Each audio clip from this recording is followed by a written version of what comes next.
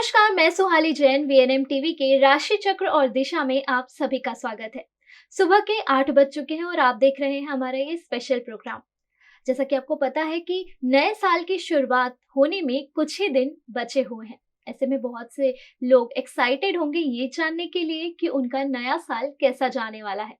तो आज हम एस्ट्रो गुरु से जानेंगे अल्फाबेट के हिसाब से कि उनके जो अल्फाबेट हैं उनके नाम के आगे लगता है, तो उसके हिसाब से उनका नया साल कैसा जाने वाला है और उसे अच्छा बनाना है। एस्ट्रो गुरु उसके भी उपाय बताएंगे। तो हम अपने शो में एस्ट्रो गुरु और वास्तु शास्त्री मुकेश ओमकार गुप्ता जी का स्वागत करते हैं। ओम नमः शिवाय, सभी का स्वागत है। हम लोग राशि के हिसाब से बताते हैं, लेकिन बहुत सारे लोगों को जिनको राशि के बारे में नहीं मालूम होता है, जिनका नाम कुछ और होता है राशि के चक्र की। अब घर पे जैसे दो दो नाम रखे जाते हैं किसी का राशि के हिसाब से मेष राशि में होता है, लेकिन उसका नाम कुछ वृषभ राशि पे या कुछ इस हिसाब से रखा जाता है। तो जो बोलता नाम है उसके नाम से, जैसे कि अल्फाबेटिकली होते हैं A to Z जो होता है, उसके हिसाब से आज हम आपको बताने जाते हैं, जिससे कि आपको कन्फ्यूजन ना हो और आपको जो आपका नाम है, जिस नाम से आपको बोला जाता है, जिस नाम से आपको पुकारा जाता है, उस नाम के लिए क्या रेमेडीज हैं और उसके लिए वो साल कैसे होने वाला है। तो वो उसके ऊपर हमने आज ये प्रोग्राम रखा है, जिसके थ्रू आप सभी लोगों को जानकारी मिलेगी कि आने वाले 2024 के अंदर आपको क्या क्या विशेष प्रयोग करने हैं, जिससे कि आपका नया आने वाला साल बहुत अच्छा गुजरे। जिनका नाम ए से स्टार्ट होता है, उनको गुरुवार के दिन पीपल के वृक्ष के ऊपर उनको जल चढ़ाना चाहिए और उनको वहाँ पीपल के तेल, उसका सरसों के तेल का दीपक भी जलाना चाहिए और उसके अंदर उनको एक बार उसमें किसी भी मंदिर के दर्शन दिन में एक बार अवश्य करना चाहिए। और हर गुरुवार को तो अवश्य उनको मंदिर में दर्शन करना चाहिए। ये जिनका ए नाम से स्टार्टिंग होता है, उन लोगों के लिए ये बहुत ही आवश्यक है। और उनको, जैसा कि मैंने बताया, पीपल के वृक्ष की उसके ऊपर गुरुवार को उसके ऊपर जल अवश्य चढ़ाएं। तो ये बहुत ही आवश्यक है। बीज जिनका शब्द से स्टार्ट होता है, वो पानी के अंदर चंदन पाउडर यानी कि सैंडलवुड पाउडर जो होता है, वो हमारा हमेशा सकारात्मक होता है और उससे भगवान शिव भी प्रसन्न होते हैं। और उससे राहु और केतु जिसके ऊपर होता है, राहु केतु की दशा होती है, तो वो भी चंदन पाउडर से नहाने से, स्नान करने से, वो भी उसके अंदर से दशा दूर हो जाती है। तो भी जिनका स्टार्ट होता है, उनको चंदन पाउडर डालकर नित्य स्नान करें और उनको केसर का तिलक करें तो बहुत ही अच्छा रहेगा। और उनके लिए जो भी है, दूध की बनी हुई मिठाइयाँ जो होती हैं, वो उसका शंकर भगवान को सोमवार को उसका भोग लगाएं। तो ये जो बी राशि है उनके लिए बहुत ही लाभप्रद रहेगा। जिनका शब्द सी से स्टार्ट होता है, उनके लिए 2000 साल के लिए सभी दिन अच्छे हैं। दुख और उसमें क्या होता है, उसके लिए उनको गुड़ से बनी हुई मिठाइयाँ, जो भी गुड़ से बनी हुई मिठाइयाँ होती हैं, उनका ज़्यादा करें। और उनको वड़ के पेड़ जो होता है, वड़ के पेड़ के ऊपर 7 परिक्रमा, बुधवार के दिन वड़ के पेड़ की 7 परिक्रमा करके वहाँ जल चढ़ाएं और उसको वहाँ ओम नमो भगवते वासुदेवाय नमः का जप करें। तो उनकी जिनका शब्द सी से स्टार्ट होता है, उन लोगों के लिए बहुत ही शुभ रहेगा। इसके बाद में मैं आता हूँ डी, जिनका शब्द डी से स्टार्ट होता है, जैसे दीपक हो गया, दिव्यकांत हो गया, जिनका डी से स्टार्ट होता है, तो उन लोगों के लिए आप अपने घर के टेम्पल में मंगल यंत्र को आप स्थापित करें। मंगल यंत्र बाजार में मिल जाएगा। मंगल यंत्र आप स्थापित करें अपने घर के अंदर और उसकी ज़्यादा से ज़्यादा पूजा करनी चाहिए। और घर के पूजा स्थान में श्री यंत्र, कुबेर यंत्र और लक्ष्मी, महालक्ष्मी यंत्र का स्थापित करें और उसकी पूजा करें। तो ये आपके लिए बहुत ही ज़्यादा शुभ माना जाएगा। जिनका ई से स्टार्ट होता है, उनके लिए दिन में एक बार वो कपूर जरूर जलाएं। कपूर से आरती करें, भगवान राम दरबार की आरती करें। कपूर की सुबह या शाम किसी भी समय वो अपने राम दरबार, अपने घर के अंदर राम दरबार का फोटो लगाएं और उसके अंदर किसी भी तरीके से कपूर से आरती करें राम दरबार की, तो उसके लिए उनके लिए बहुत सुंदर रहेगा। और वो चंदन का इत्र लगाएं तो उनके लिए बहुत ही अच्छा रहेगा। और शिवलिंग पर जल का अभिषेक करें, शिवलिंग पर जल का अभिषेक करें तो उनके लिए बहुत ही सुंदर रहेगा। जिनका एफ से स्टार्ट जिनका होता है, जैसे कि फाल्गुनी हो गया या इस टाइप के जो भी वर्ड होते हैं, उनको गुलाब की खुशबू के वाला परफ्यूम, गुलाब की खुशबू वाला परफ्यूम अवश्य लगाएं वो। और उसके बाद में वो करने चाहिए। और उसके बाद में उनको शंकर भगवान के मंदिर में जाकर श्री शिवाय नमस्तुभ्यम का कम उत्तर की दिशा की तरफ मुख कर कर 21 बार ओम नमः शिवाय या श्री शिवाय नमस्तुभ्यम का जप अवश्य करना चाहिए। लेकिन उनको गुलाब के फूल का इत्र भी लगाना चाहिए जी। अगर अपने घर के मंदिर में बृहस्पति यंत्र, अपने पहले जैसे मैंने आपको बताया था मंगल यंत्र, यहाँ मैं बता रहा हूँ जिनका जी शब्द से स्टार्ट होता है, उनको अपने घर के मंदिर में बृहस्पति यंत्र स्थापित कर देना चाहिए। और उनको जो बृहस्पति यंत्र के ऊपर हल्दी और केसर से तिलक करें और उसके ऊपर पीले कलर के चावल का ऊपर उसके ऊपर स्थापित करें और उनको ओम ब्रह्मस्पते नमः का जप करें तो उनके लिए ये पूरा साल बहुत ही अच्छा जाएगा। उनको बृहस्पति भगवान को करने की, स्ट्रॉन्ग करने की बहुत जरूरत है। हफ्ते में एक बार पानी में गुलाब जल डालकर और उसके अंदर गंगा जल, गुलाब जल और गंगा जल डालकर हफ्ते में एक बार, कोई भी दिन ऐसा है, कोई भी दिन ले सकते हैं, वो डालकर आप नहाएं और उसके स्नान करने के बाद में फिर शंकर भगवान के मंदिर में जाएं और वहां जाके शंकर भगवान को प्रणाम करें और ओम नमः शिवाय और श्री शिवाय नमस्तुभ्यम का जप करें तो आपके लिए ये साल बहुत शुभ होने वाला है। आई शब्द को, गुलाब के इत्र को ज्यादा से ज्यादा रखें और अगर हो सके तो गुलाब के इत्र की शीशी अपने पास में रखें।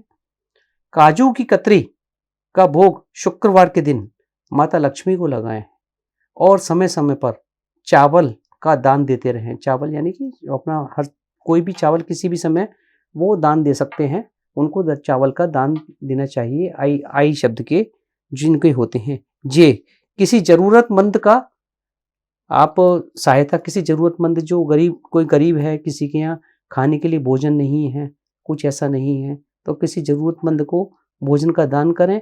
और क्रीम रंग के कपड़े पहने और शनिवार के दिन आप शनि मंदिर में जाकर गुड़ है, तेल है, सरसों का तेल है, काले तिल हैं, उनका आप दान अवश्य करें।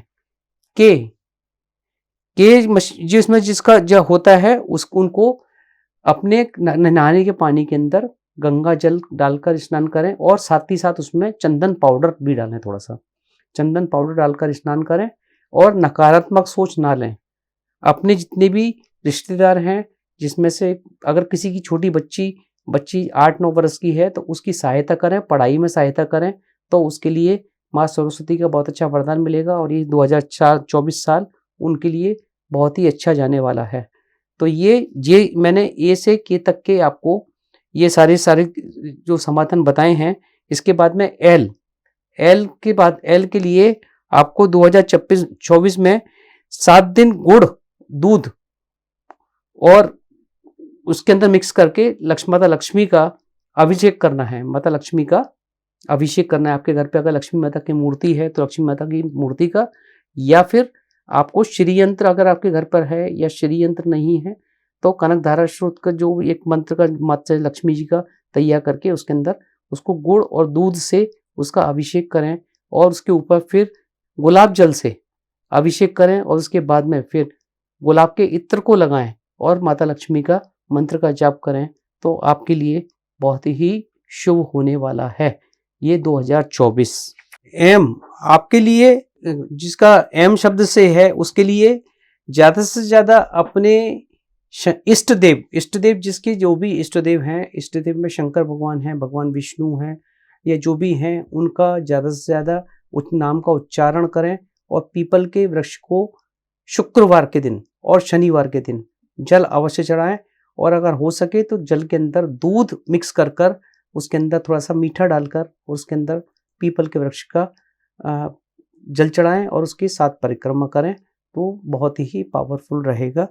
ये जो आप अल्फ़ाबेट बता रहे हैं, तो सबके 2 नाम होते हैं। घर पे कुछ और बुलाया जाता है, उनको ओरिजिनल नाम कुछ और होता है, हाँ, राशि का नाम कुछ और होता है। तो अल्फ़ाबेट के हिसाब से कौन-सा नाम है? घर पर जो भी बोला जाता है वो नाम से नहीं, जिस नाम से उनके पढ़ाई की व्यवस्था चलती है, जिस नाम से उनको नौकरी मिलती है, जिस नाम से उनका पासपोर्ट बनता है, जिस नाम से उनका आधार कार्ड बनता है, वही नाम हमारा एक नाम होता है। हम किसी वो घर पर जो नाम बोला जाता है वो नाम हम उससे उसका कोई वैल्यू नहीं है इसमें।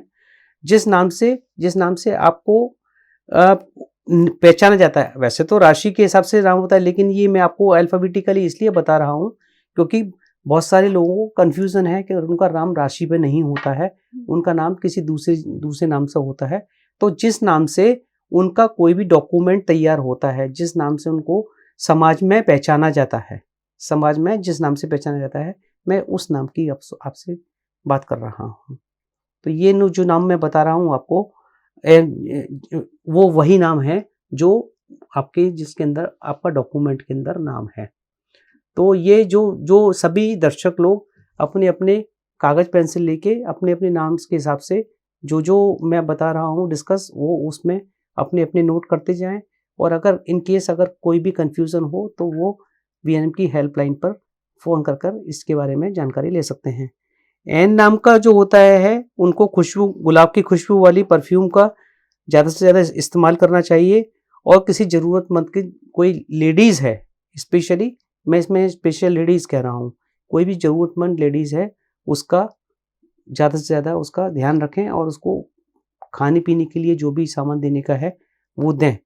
और ओ नाम का तो बहुत कम होते हैं, ओ नाम के होते हैं, उनको एक बार कपूर पानी में डालकर नहाएँ। वो क्या करें, कपूर और अपने नहाने के पानी में कपूर डालकर और दूध डालकर उसको क्यू नाम के जो हैं उन उन लोगों को उसमें डालकर नहाएँ, तो उनको बहुत ही फ़ायदा होगा।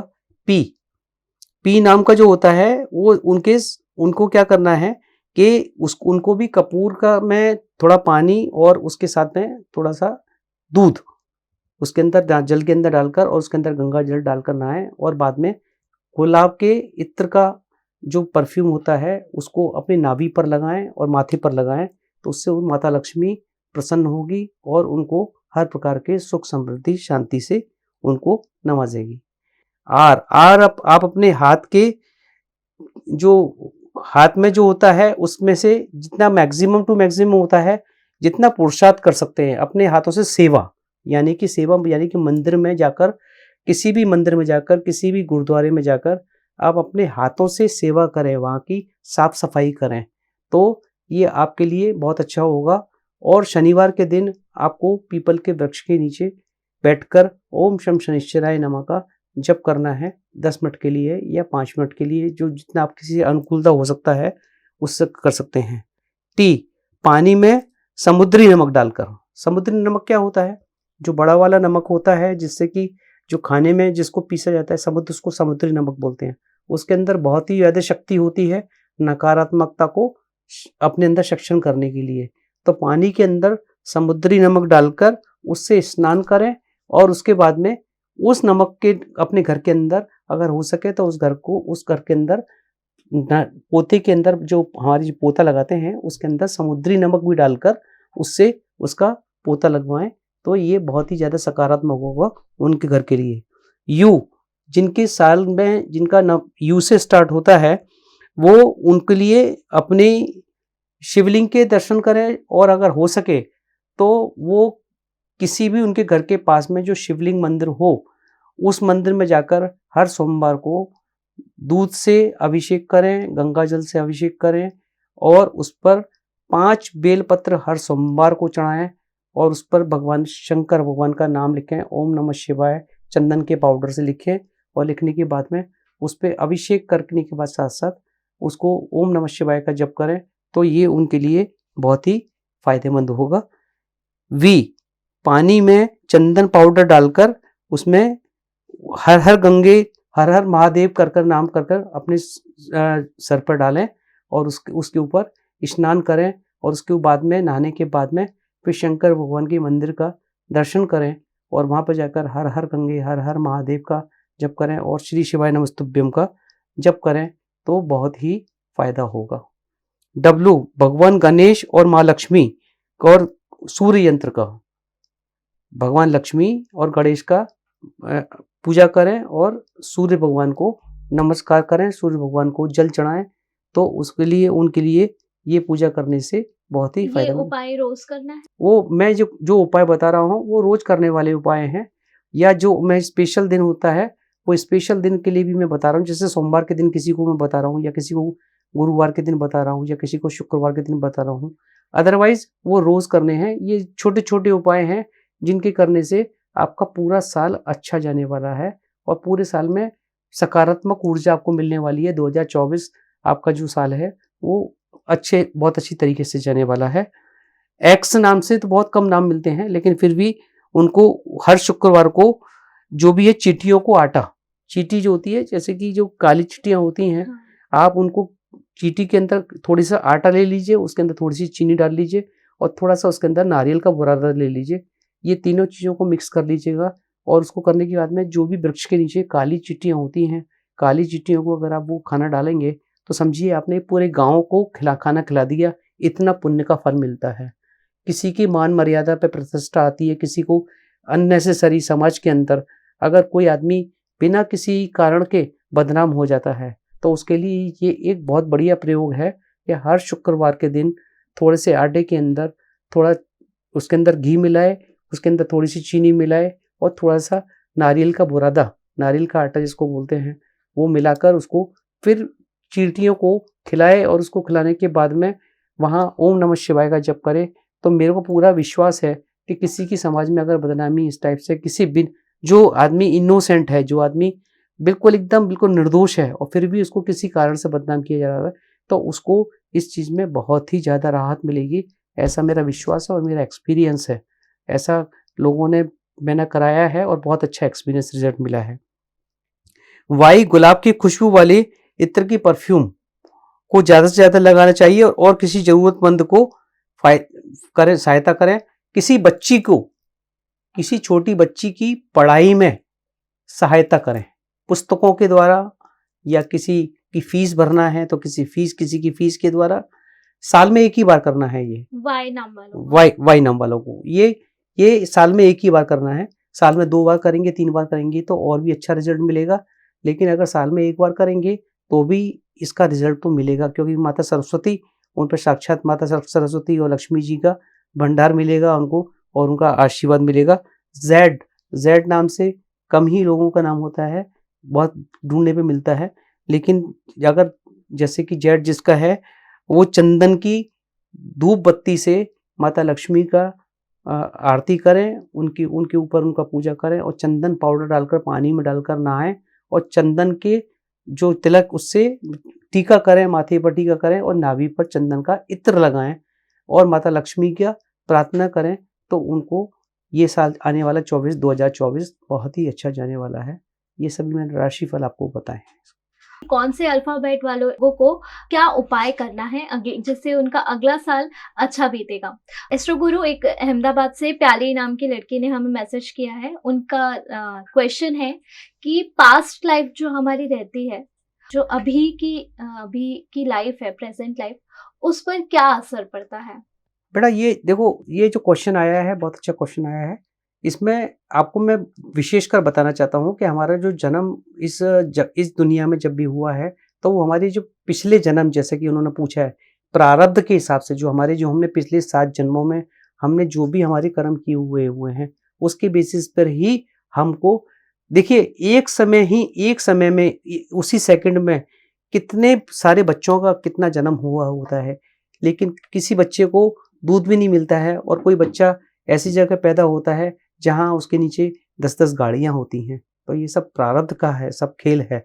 प्रारब्ध के अंदर अगर हमने पिछले जन्मों के अंदर कुछ अच्छे कर्म किए हुए, किसी का मन नहीं दुखाया, किसी को हमने दान पुण्य बहुत ज्यादा किया है और बहुत अच्छी तो हमारे को इस जन्म में हमको कोई कष्ट का सामना नहीं करना पड़ेगा। हमारे सामने कष्ट भी आएंगे तो बहुत आराम से निकल जाएंगे उनको उनको हमको सहन करने में परेशानी नहीं होगी।